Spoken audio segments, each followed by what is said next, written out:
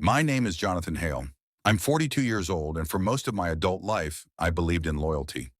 Loyalty to my team, to my company, to the people I worked beside every single day. I gave them 15 years of my life, and in return, they gave me a cardboard box and a cold, "We're letting you go." No warning, no gratitude. Just like that, I was erased. I still remember that day. It was raining. Not the cinematic kind of rain that feels dramatic. No, it was just cold and miserable, dripping off my overcoat as I stood outside the building I once proudly called mine. I wasn't even allowed to pack my own desk. Security walked me out as if I were some kind of threat.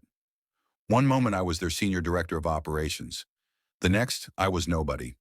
The worst part, no explanation. No mistakes on my record. No warnings. I was told it's a strategic restructure, but I knew what it really was. Someone younger, cheaper, hungrier maybe, or someone with the right kind of connections. And me, I was a line item, an expense, disposable. I didn't sleep that night. I kept seeing their faces. The ones who shook my hand in meetings, the ones who smiled at office parties, people who pretended to be my friends, but didn't say a word when they saw me escorted out. That kind of silence doesn't just sting, it burns. I wasn't angry at first. I was numb. I sat at my kitchen table, staring at the coffee I couldn't drink. My wife asked, "What happened?" And I couldn't even speak. My mind replayed every year I spent fixing their messes, staying late, skipping holidays. All of it, gone, just like that. But here's the part they didn't see coming. See, when you spend over a decade inside a company, when you understand its systems better than the people who built them, you don't leave empty-handed. I knew their strengths, but more importantly, I knew their flaws. I knew the cracks under the surface, the hidden inefficiencies, the blind spots in their so-called leadership. I didn't cry. I didn't beg. I didn't call anyone for sympathy. That night I opened my laptop and I started planning. Because if they thought they had erased me, they were dead wrong. And I was going to prove it. Before everything fell apart, I genuinely believed I had made it. My life wasn't flashy, but it felt secure. I lived in a quiet suburb just outside Seattle, a 20-minute drive from the office, a place I used to walk into every morning with a sense of pride. My wife Emily and I had just celebrated our 14th anniversary. We had two kids, a golden retriever named Max, and a weekend tradition of pancakes and cartoons. It was the kind of life people post on Facebook, the kind that looks like everything's in place. At work, I wasn't just another employee. I was the guy they called when things were falling apart. Product delay? I fixed it. Client pulling out?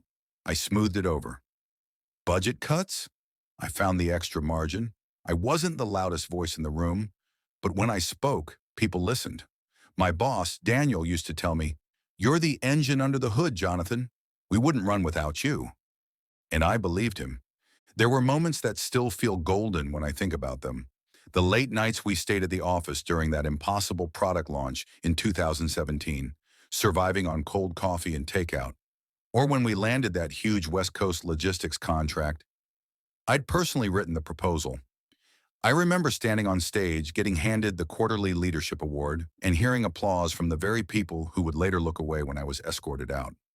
But hindsight is sharp, and when I replay those days now, I see the red flags. There was a change in Daniel's tone about 2 years before it happened.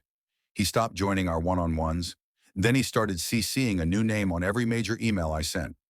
A young guy named Connor, fresh out of a top MBA program. "He's just shadowing you," they said. "We want him to learn from the best." At first, I felt honored. I took him under my wing, taught him how to read between the lines of a supplier contract, how to speak so investors feel stability even during a rocky quarter. He asked good questions, took notes. He even brought me coffee sometimes. "You're a legend around here, man," he once said. "I want to be where you are in 10 years. But then he started attending meetings without me. People would ask, "Hey, did you approve that change?" And I'd have to say, "What change?" Slowly, without warning, I found myself being cut out of the loop I had helped build. Still, I didn't push back. I thought maybe I was being paranoid, or just tired. There was one Friday, I remember it too well, where Daniel called me into his office. He smiled, handed me a bottle of whiskey with a ribbon on it, and said, "For all your hard work, you're the glue holding us together." That same weekend, Connor presented my logistics strategy slide deck at a board meeting with his name on it. I brushed it off. I was loyal. I told myself, they'll realize I'm still essential. That's what happens when you believe your loyalty will be returned. You start excusing disrespect. You start calling betrayal a misunderstanding. Back home, things felt stable. Emily worked part-time as a school counselor. She always said she admired my dedication. Even joked that the company would probably name a wing after me one day. We had plans. College savings for the kids, maybe a cabin getaway in Idaho. I thought my job was the rock that held everything steady. I never thought it would be the fault line beneath us. Looking back, I see the truth clearly now. They weren't grooming me for promotion. They were preparing a replacement. And while I was out there cleaning up their messes and mentoring the next guy, they were sharpening the knife. I ignored the warning signs because I trusted them. I gave them everything, and I thought that meant something. But what I didn't know was the countdown had already begun. I used to sleep soundly, but something changed. I can't say exactly when. It was like the quiet hum of life I'd always trusted began to sound off. Not loud, not clear, but just off, like the music was slightly out of tune. It started with the silence. At work, my emails stopped getting replies. Not from strangers, but from people I'd worked with for years. People I mentored. People who used to come to me for help. I'd walk past them in the hallway and get nothing but tight-lipped nods or avoidant glances. Meetings I was once leading were now rescheduled without notice. Or worse, I'd see them happening without me through a glass wall. I remember opening a shared document one afternoon, something I had created for quarterly budget planning, and the entire structure had changed. My name wasn't listed anywhere, but Connor's was. Multiple times. I stared at the screen for a long time. My hand hovered over the keyboard. For a second, I thought about deleting the whole thing, just wiping it clean. But I didn't. I simply closed the laptop and started watching. Because sometimes when the world stops making noise, it's because something is creeping in the dark. At home, Emily had started acting differently too. Not in big ways, subtle ones. Her phone was always on silent now, even at dinner. When I walked into the room, she'd angle the screen away. If I asked who she was texting, she'd smile and say, "Just Susan from school," or "No one, just a group chat being silly." Once or twice, I caught the screen lock as I walked past. I never used to care. We never had passwords between us, but now everything was locked. She began working late more often, counseling sessions that ran long, or a student emergency, or staff meeting, sorry, be home by 9. I'd nod, say okay, kiss her on the cheek and go back to my work laptop. But my mind would race. One night I cooked dinner and waited. The kids were with their grandparents. It was just going to be us. She never came. I called once, straight to voicemail. She texted at 11:07 p.m. "Sorry, fell asleep in the office. You okay?" Something in my chest turned cold. I didn't ask questions. I didn't confront her. I just started noticing. I noticed how she wore perfume more often now, the kind I didn't buy her. How her smile when she walked in was tight and distracted. How she never asked about my day anymore. One Saturday morning, I offered to drop her at work. She froze for half a second, then quickly smiled and said, "Oh, I'm actually meeting Susan early for breakfast before I go in." But Susan posted a brunch selfie on Instagram that same morning, from Portland. It was a subtle unraveling, thread by thread. And at the same time, back at the office, things were accelerating. Connor now had his own office, the one next to Daniel's, a spot that used to be mine years ago, before I stepped down from middle management to focus on the bigger picture strategy role. Daniel didn't say a word. He passed me in the corridor like we were strangers. My security badge started malfunctioning. IT claimed it was a glitch, but it kept happening, only to me. Then one evening, I stayed late. I was finishing up performance reports and everyone else had left. I heard voices down the hallway, Daniel and Connor, laughing. Then I heard my name. I leaned closer to the door. Connor, he's basically just background noise now. Daniel, yeah, we'll give it a week or two. HR has the paperwork ready. Connor, think he suspects? Daniel, even if he does, he won't make a move. He's too loyal. My chest went hollow. I didn't say anything. I didn't walk in. I didn't cry. I just walked to my desk, packed my bag, and left. That night, I sat in the driveway for almost 30 minutes before walking into the house. Emily was there, reading on the couch. She smiled and said, "You're home late. Everything okay?" I said, "Yeah, just finishing something up." And she nodded, just like that. But I didn't sleep that night because by now, I knew all of it. I didn't have proof yet, not full proof, but the fog had lifted. They were cutting me out, at work and at home, quietly, strategically, like I was a problem they were solving, not a person they once loved or trusted. But what they didn't know, what they never knew, was that I'd been trained for war, not the kind with bombs and bullets, but the kind where silence is your weapon, where patience is your shield, and where the first move is letting them think you have no idea. They say it's not the explosion that breaks you. It's the moment right before, the silence, the pause, the second when your heart still hopes it's all just a misunderstanding. But hope is a funny thing. It lives loud until it dies quietly. And mine died on a Wednesday. It was raining. That cold, unforgiving kind of rain that makes everything feel darker than it should. I was home early. No one knew. A board meeting was postponed last minute. I didn't even call Emily. I don't know why. Maybe I just wanted to see if she'd notice I came back before she expected. I parked down the street instead of in the driveway. Walked in through the back gate. No sound, no voices, no music. The house was too quiet. I stepped into the kitchen and heard a soft buzz. A phone vibrating on the counter. It was hers, and I glanced at the screen. One new voice note. Connor. I froze. I didn't want to press play, but my hand moved anyway. Her phone didn't ask for a passcode, just unlocked. Maybe she forgot. Or maybe she didn't expect me home. I opened the message, and I pressed play. "Hey, baby. Just thinking about last night. You're unbelievable. I honestly can't believe how good it feels to finally be with someone who gets me and doesn't try to fix me. And yeah, I saw Alex's car wasn't in the driveway this morning, so I guess he's still in the dark. Poor guy.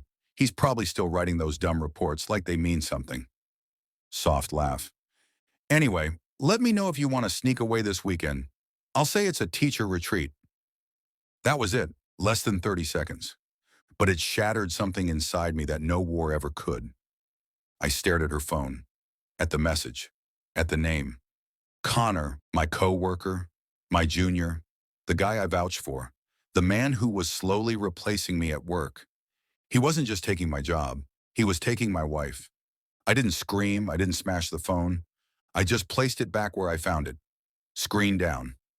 Emily came home 2 hours later, wet from the rain. She kissed my cheek like nothing was wrong.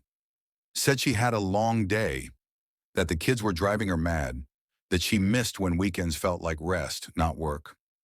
I nodded. I told her she deserved a break. She smiled and said, "You're the best, Alex." That night I didn't cry. I didn't confront her. I didn't even close my eyes, and I just laid there in bed beside her, staring at the ceiling.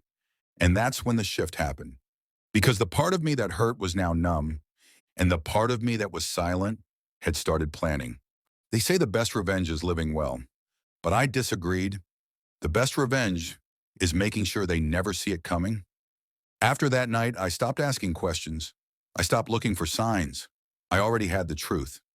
Now I just needed the proof. Emily thought I was clueless, that I'd never dare dig into her life. She didn't know that.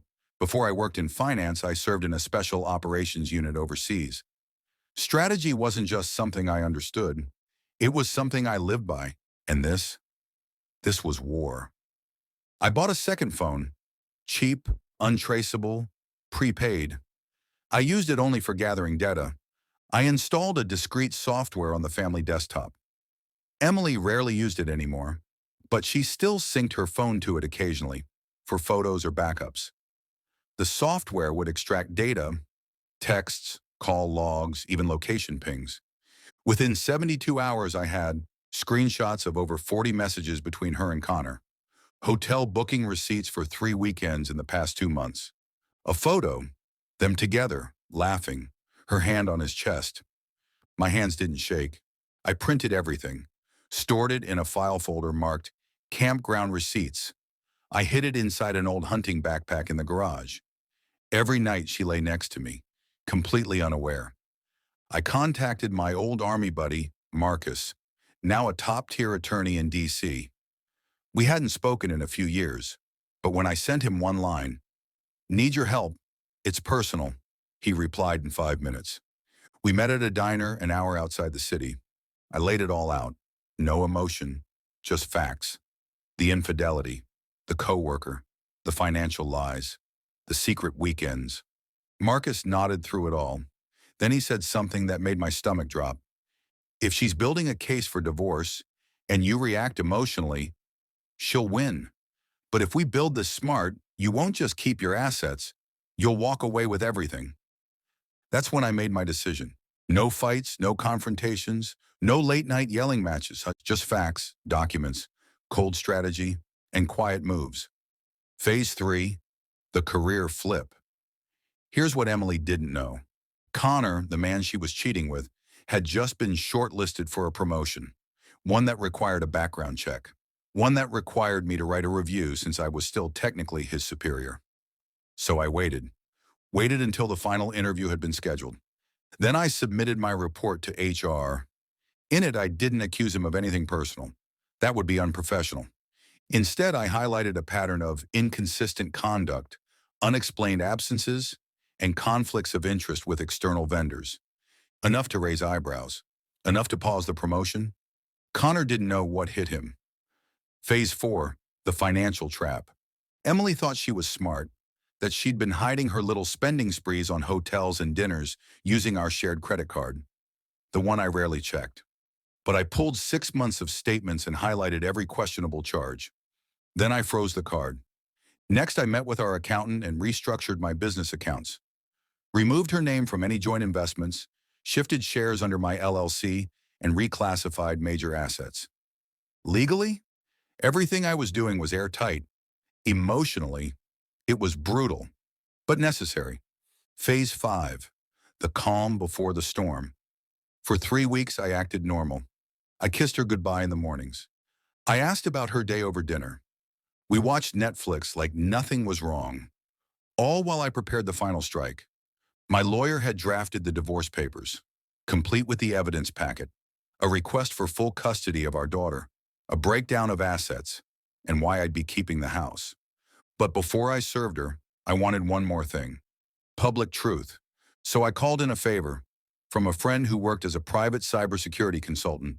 We tracked Connor's company device, where he'd stupidly stored several of their conversations, texts, voice notes, even photos, some inappropriate enough to violate company policy. He sent them all to me, encrypted and timestamped, and I smiled, because this wasn't just personal anymore. It was professional. Power flip hook. She thought I'd never fight back. She thought I'd roll over and break, but she forgot. I've been trained to win wars without raising my voice. It was a Monday morning when I served her the papers. I waited until she was sipping her coffee at the kitchen counter, scrolling on her phone, probably texting him. The doorbell rang. She looked up. "Can you get that, babe?" I did, and I returned with an envelope. Thick, sealed, delivered by courier. She raised her eyebrows, confused. "What's that?" I placed it in front of her. "Just read it." She opened the envelope, thinking it was work-related, maybe a package from my office. But the moment she saw the word divorce, everything changed.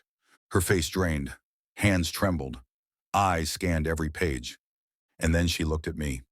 "You're serious?" I nodded. No anger, no yelling, just silence. She panicked. "Alex, I don't know what this is. We can talk. Let's not." I cut her off gently. "There's nothing to talk about. Everything is in there, including proof. Her hands flip frantically through the file. Screenshots of her messages, hotel receipts, photos, financial statements. She went pale, almost sick. You went through my stuff? I looked her dead in the eyes. You slept with someone I trained, in a hotel I paid for, and you're asking me about privacy? She didn't have an answer. She just stared. And in that moment, the power shifted. She was no longer in control. That afternoon, I visited Connor. I knew where he worked. He was in his office. The glass one on the third floor. The same floor where his promotion panel was meeting later that week. I didn't barge in. I didn't shout. I handed him a small sealed folder. Read this in private, I said calmly. He opened it. Photos, his own texts, a printed email where he bragged about finally winning her away from the old man, and a copy of my official report to HR, the one that helped stall his promotion. His hands shook. You planned this? I smiled faintly. No, Connor. I executed this. And I left him there, sweating behind his desk, staring into the ruins of his career. 2 days later, I was in court. Not for a messy fight, but for an initial hearing to secure temporary custody of our daughter. My lawyer laid out the evidence: financial negligence, infidelity, breach of trust. Emily tried to deny it, but the judge only needed 10 minutes to review the packet before granting my request. I walked out with custody. She walked out crying, but I didn't smile, not because I didn't want to, but because this wasn't a victory lap. This was justice. Then came the company fallout. Turns out Connor had violated not just ethics policies, but cybersecurity rules by storing explicit content on a work-issued device. He was placed under internal investigation. His promotion, canceled. His employment, suspended pending review. And Emily, well, she found out the hard way that dating your ex-husband's subordinate while going through a public divorce tends to stain your reputation too. She tried to save face, tried to lie to her friends, but screenshots don't lie. And receipts, they never fade. I never posted anything, never shared our story on Facebook, never made a scene. But I knew the office gossip wheel. And once it started spinning, it never stopped. People began talking, not about me, about her. How could she do that to Alex? Wasn't he the one who built her business with her? Wait, she cheated with Connor? One by one, she lost the admiration she used to bask in. The brunch group stopped inviting her. The neighbors kept their distance. Even her own sister called me privately and said, I don't know what she was thinking. You didn't deserve this. I didn't say much, just, thank you. The courtroom went silent. I played the audio file. It was her voice, telling Connor how she used me, how I was too nice, too boring, and how she could get away with anything. The judge leaned forward. Her lawyer turned pale. And Emily, she covered her mouth. That moment was everything.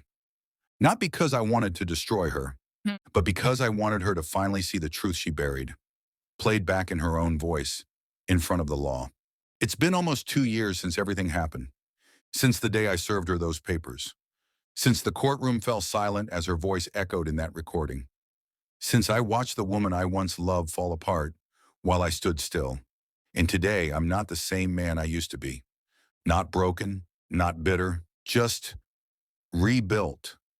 I moved out of the house we shared, sold it, bought a smaller place, a quiet home on the edge of town.